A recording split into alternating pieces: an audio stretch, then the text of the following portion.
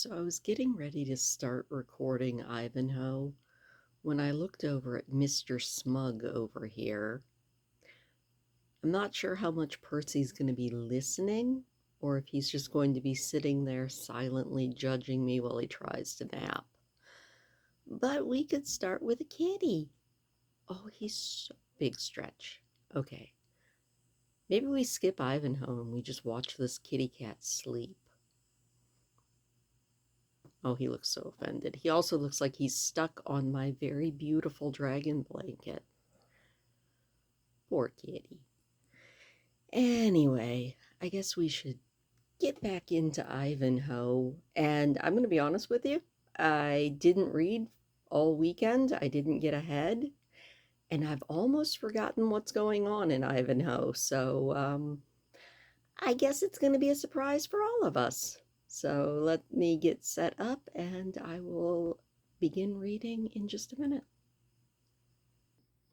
He decided to get up, so I figured I'd kidnap him. He doesn't let me hold him all that often, so whenever he's being kind of sweet, I have to take advantage of it. Oh, it's a Percy. Percy, look up higher. I mean, I guess that's up too high for him to really be in the camera. Anyway, we are back here to read some more of Ivanhoe. And like I said, I kind of forgot what was going on. I mean, I think the last chapter was Mr. Icky Pants telling Rebecca that he was going to make her love him. I don't like any of the guys so far. I'm really hoping that when we spend some time with Ivanhoe, I like him better than any of the other men that we've met, with the exception of Locksley. Although we still don't know very much about him either, so maybe I'm not the target audience for this book.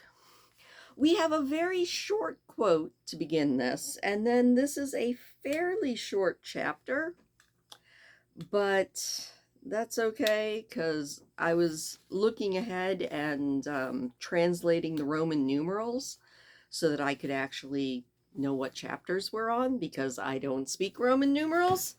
And we've got some really long chapters coming up. So I think we're going to have a couple of semi-short ones followed by some whoppers. So with that, we're going to have a short night tonight.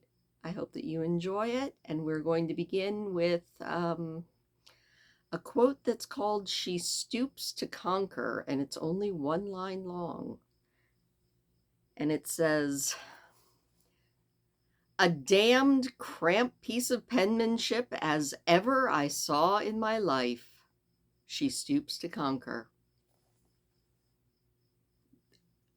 Okay, whatever you say there, bud. And now we're going to get back into Ivanhoe by Sir Walter Scott and chapter 25.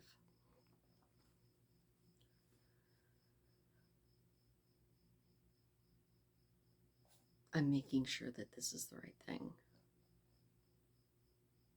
Yeah, this is the right chapter. Okay. And now we get into the chapter.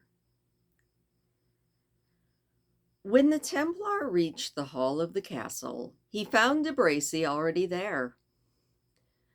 "Your love suit," said De Bracy, "hath, I suppose, been disturbed like mine by this summons. But you have come later and more reluctantly, and therefore I presume your interview has proved more agreeable." "Has your suit, then, been unsuccessfully paid to the Saxton heiress?" said the Templar. "By the bones of Thomas a Becket," said De Bracy, "the Lady Rowena must have heard that I cannot endure the sight of a woman's tears." "Away," said the Templar. "Thou, a leader of a free company, you regard a woman's tears? A few drops sprinkled on the torch of love make the flame blaze brighter." "Gramercy, for the few drops of thou sprinkling," said De Bracy. But this damsel hath wept enough to extinguish a beacon light. Never was such a wringing of hands and such an overflowing of eyes since the days of Saint Niobe, of whom Prior Aymer told us.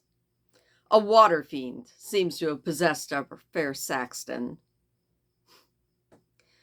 And a legion of fiends have occupied the bosom of our Jewish woman, said the Templar. For, I think, no single one, not even Apollyon himself, could have inspired such indomitable pride and resolution. But where's Front de Bœuf? The horn sounds more and more calamitously. He is negotiating with the old man, I suppose, said De Bracy coolly. Probably the howls of Isaac have drowned out the blast of the bugle. You may know by experience, Sir Brian, that an old Jewish person parting with their treasure on such terms as our friend Front de Bœuf is like to offer, well, it might raise a clamor loud enough to be heard over 20 horns and trumpets. But we'll make the vassals call him. Soon after, they were joined by Front de Bœuf, who had been disturbed in his tyrannic cruelty in the manner which the reader was acquainted, and had only tarried to give a few necessary directions. "Let's see the cause of this cursed clamor," said Front de Bœuf. "Here's a letter, and if I mistake not, it is in Saxton." He looked at it, turning it round and round, as if he had really some hopes of coming at the meaning by inverting the position of the paper, and then he handed it to De Bracy. "It may be magic spells, for all I know," said De Bracy, who possessed his full proportion of the ignorance which characterized the chivalry of that period. "Our chaplain attempted to teach me to write," he said, "but all my letters were formed like spearheads and sword blades, and so the old shaveling gave up." "Give it to me," said the Templar. "We have that of the priestly character, that we have some knowledge to enlighten our valor." "Let us profit by your revered knowledge, then," said De Bracy. "What does the scroll say?" "It is a formal letter of defiance," said the Templar. "But by Our Lady of Bethlehem, if it be not a foolish jest, it is the most extraordinary cartel that ever was sent across the drawbridge of a castle." "Jest?" said Front de Bœuf. "I would gladly know who dares jest with me in such a matter. Read it, Sir Brian." And so the Templar accordingly read as follows. "Iwamba, son of Witless, jester to a noble and freeborn man, Cedric of Rotherwood, called the Saxton, and Igurth, son of Bopwich, the swineherd." "You're mad," said Front de Bœuf. "By St. Luke, that's what it says," answered the Templar, and then resuming reading, he went on.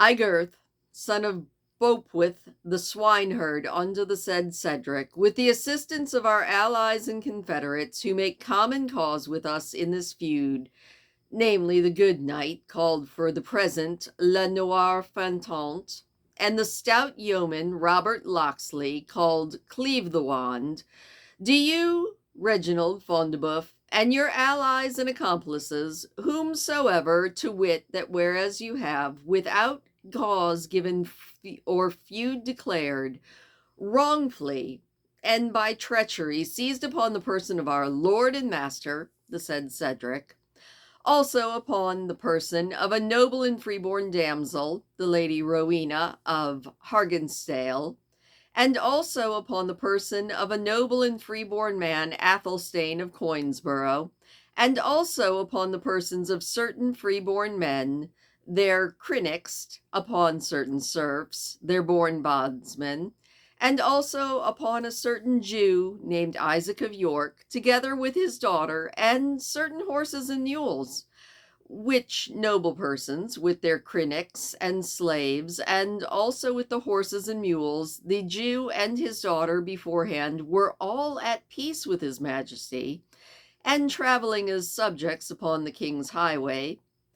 Therefore, we require and demand that said noble persons, namely Cedric of Rotherhood, Rowena of Haggertstale, Athelstane of Coinsborough, along with their servants, crinics, and followers, and their horses, mules, the Jew and his daughter, all together with all the goods and chattels to them pertaining be, within 1 hour after the delivery of this letter, be delivered to us, or to those whom we shall appoint to receive the same, and that untouched and unharmed in body and goods they should be.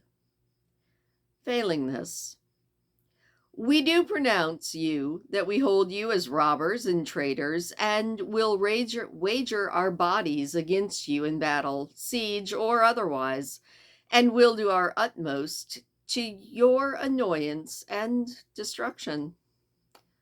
Therefore, may God have you in his keeping.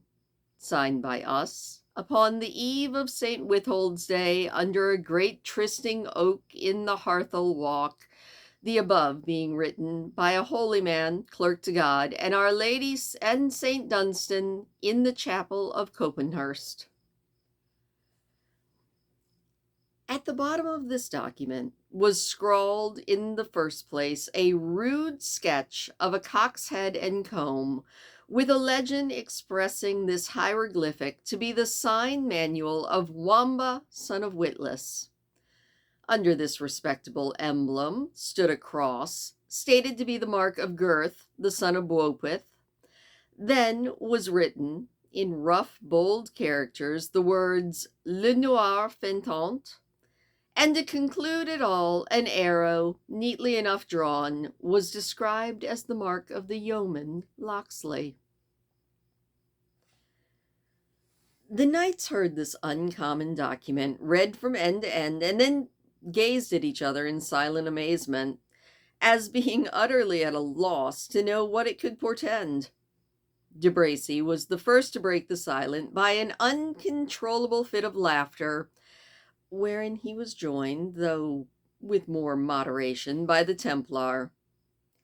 Front de Bœuf, on the contrary, seemed impatient of their ill-timed jocularity. "I give you plain warning," he said, "fair sirs, that you had better consult how to bear yourself under these circumstances than giving way to misplaced merriment."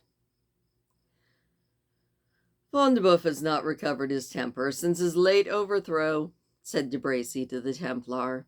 He is cowed at the very idea of a cartel, though it comes from a fool and a pigman. "By Saint Michael," said Front de Bœuf, "I would thou couldst stand the whole brunt of this adventure thyself. These fellows dared not have acted with such impudence had they not been supported by some strong bands. There are enough of outlaws in this forest to resent my protecting the deer. I only tied one fellow who was taken red-handed, and in fact, to the horns of a wild stag. The stag gored him to death in 5 minutes. And I had as many arrows shot at me there as were launched against yonder target at Ashby. Here, fellow," he said to one of his attendants, "hast thou set out to see by what force this challenge is to be supported?" There are at least 200 men assembled in the woods," said a squire. "Here is a proper matter," said Front de Bœuf. "This comes of lending you the use of my castle, that you can't manage your undertaking quietly, and you bring this entire nest of hornets around my head." "Of hornets?" said De Bracy. "Stingless drones, I think. A band of lazy knaves who take to the wood and destroy the venison rather than labor for their work." "Stingless?" said Front de Bœuf. fork-headed shafts of a cloth yard in length, and these shot within the breadth of a French crown, those are stings enough. For shame, Sir Knight, said the Templar. Let us summon our people and sally forth upon them. One knight, aye, one man-at-arms, should be enough for 20 such peasants. Enough and too much, said De Bracy. I should only be ashamed to couch lance against them. True, said Front de Bœuf. Were they Turks or Moors, Templar, or the peasants of France, most valiant De Bracy? These are English yeomen, though, over whom we will have no advantage save what we may derive from our arms and horses, which will help us little in the glades of the forest. You say sally forth? We have barely men enough to defend the castle. The best of my men are at York, and so it is all your band, De Bracy, and we have scarcely 20 besides the handful that were engaged in this mad affair. You didn't fear, said the Templar, that they can be assembled in force sufficient to attempt the castle? No, I didn't, Sir Brian, said Front de Bœuf. These outlaws have indeed a daring captain, but without machines, scaling ladders, and experienced leaders, the castle may defy them. Send for your neighbors, said the Templar. Let them assemble their people and come to the rescue of 3 knights being besieged by a jester and a swineherd in the baronial castle of Reginald Front de Bœuf. You jest, Sir Knight, said Front de Bœuf. But to who shall I send? Malvoisin is by now at York with his retainers, and so are the rest of my allies, and so should I have been, except for your plots. Then send to York, and recall our people, said De Bracy. If they abide the shaking of my standard, or the sight of my free companions, I will give them credit for the boldest outlaws ever to bend bow in the greenwood. And who can take such a message? Said Front de Bœuf. They will be on every path, and rip the errand from the path rider. I've got it, he said after a moment. Sir Templar, you can write as well as read, and if we can but find the writing materials of my chaplain, who died about a year ago in the midst of his Christmas carousals. Please ya, said the squire, who was still there. I think old Ulfred has them somewhere in keeping, for love of the confessor. He was the last man I have heard her tell who ever said anything to her which man ought to in courtesy or address to a maid or matron. Fine. Go search them out, Elgred, said Front de Bœuf. And then, Sir Templar, you will return in answer to this challenge. I'd rather do it at a sword point than at that of a pen, but whatever you want, said de Bois Guilbert.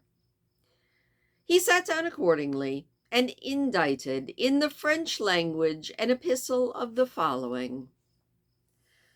Sir Reginald Front de Bœuf, with his noble and knightly allies and confederates, received no defiances at the hands of slaves, bondsmen, or fugitives. If the person calling himself the Black Knight have indeed a claim to the honors of chivalry, he ought to know that he stands degraded by his present associations here, and has no right asking a reckoning at the hands of good men of noble blood. Touching the prisoners we have made, we do in Christian charity require you to send a man of religion to come and receive their confession and reconcile them with God, since it is our fixed intention to execute them this morning before noon, so that their heads, being placed on the battlements, shall show to all men how little we esteem those who have bestirred themselves in their rescue. Wherefore, as above, We require you to send a priest to come and reconcile them to God, in doing which you shall render them their last earthly service." This letter, being folded, was delivered to the squire, and by the squire to the messenger who had been waiting, as the answer needed to be brought back. The yeoman, having thus accomplished his mission, returned to the headquarters of the Allies, which were for right now established under a venerable oak tree about 3 arrow flights away from the castle. It was here that Wamba and Gurth, with their allies the Black Knight and Locksley, and the jovial hermit, awaited with impatience the answer to their letter. Around, and at a distance from them, were to be seen many a bold yeoman, whose sylvan dress and weather-beaten faces showed the ordinary nature of their occupation. More than 200 had already assembled, and others were fast coming in. Those whom they obeyed as leaders were only distinguished from the others by a feather in their cap, their dress, arms, and equipment being in all other respects the same. Besides these bands, a less orderly and less well-armed force, consisting of the Saxton inhabitants of the neighboring township, as well as many bondsmen and servants from Cedric's estate, had already arrived for the purpose of assisting in his rescue. Few of these were armed, other than with such rustic weapons as necessity sometimes converts to military purpose. Boar spears, scythes, flails, and the like were mostly what they were carrying. For the Normans, with the usual policy of conquerors, were jealous of permitting to the vanquished Saxons the possession or use of sword and spear. These circumstances rendered the assistance of the Saxons far from being so formidable to the besieged as the strength of the men themselves, their superior numbers, and the animation inspired by a just cause might have otherwise given them. It was to the leaders of this motley army that the letter of the Templar was now delivered. Reference was first made to the chaplain for an exposition of the contents. "By the crook of St. Dunstan," said that worthy man, "which hath brought more sheep within the sheepfold than the crook of ever another saint in paradise, I swear that I cannot expound unto you this jargon, which, whether it be in French or Arabic, is just beyond me." He then gave the letter to Gurth, who shook his head gruffly and passed the letter to Wamba. The jester looked at each of the 4 corners of the paper with such a grin of affected intelligence as a monkey might give in similar circumstances, and then he capered a bit and handed the letter to Locksley. "If the long letters were bows and the short letters broad arrows, I might know something of what to make of this," said the brave yeoman. "But as the matter stands, the meaning is as safe for me as the stag is when it's 12 miles away." "It seems I must be our clerk, then," said the Black Knight, taking the letter from Locksley. He first read it to himself, and then he explained the meaning in Saxton to his friends. "Execute the noble Cedric!" said Wamba. "By the rood, you must be mistaken, Sir Knight." "Not I, friend," said the knight. "I have explained the words as they are written." "Then by St. Thomas of Canterbury," said Gurth, "we will have the castle, should we have to tear it down brick by brick." "We don't have anything else to tear it with," said Wamba. "But my hands are scarce fit to make mammocks of freestone and mortar." "This is all just a ruse to gain time," said Locksley. "They dare not do a deed for which I could extract penalty." "I would," said the Black Knight, "there were someone among us who could obtain admission to the castle and discover how the cause stands with the besieged." methinks, as they require a confessor to be sent, that our holy hermit might right away exercise his pious vocation and bring us the information we need." "A plague on you and your advice," said the pious hermit. "I tell you, Sir Slothful Knight, that when I doffed my friar's frock, my priesthood, my sanctity, my very Latin are put off along with it. And when in my green jerkin, I can better kill 20 deer than confess a Christian." "Well, I fear," said the Black Knight, "I fear greatly that there is no one here who is qualified to take upon him for right now this same character other than you." They all looked at each other, and they all fell silent. "I see," said Wamba, "that the fool must still be the fool, and put his neck in the venture which the wiser of us are shrinking from. You must know, my dear cousins and countrymen, that I wore russet before I wore motley, and I was bred to be a friar, until a brain fever came upon me and left me just wit enough to become a fool. I trust, with the assistance of the good hermit's frock, together with the priesthood's sanctity and learning which are stitched into the cowl of it, I'll be found qualified to administer both worldly and ghostly comfort to our worthy Master Cedric and his companions." "Do you think he can pull it off?" said the Black Knight to Gurth. "I don't know," said Gurth. "But if he doesn't have enough wit, it will be the first time he has wanted wit to turn folly into account." "All right. On with the frock then, good fellow," said the knight, "and let your master send us an account of their situation in the castle. Their numbers must be few, and it is 5 to 1 that they may be accessible by a sudden bold attack. Time is going, though. Away with you."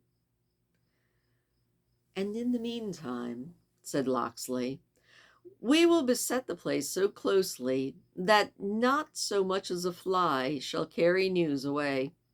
So that, my good friend," he said to Wamba, "you may assure these tyrants that whatever violence they exercise on the persons of their prisoners will be most severely repaid upon their own persons." "Pax vobiscum," said Wamba, who was now fully muffled in his religious disguise. And with that, he imitated the solemn and stately deportment of a friar, and went off to execute his mission. And that is the end of our chapter.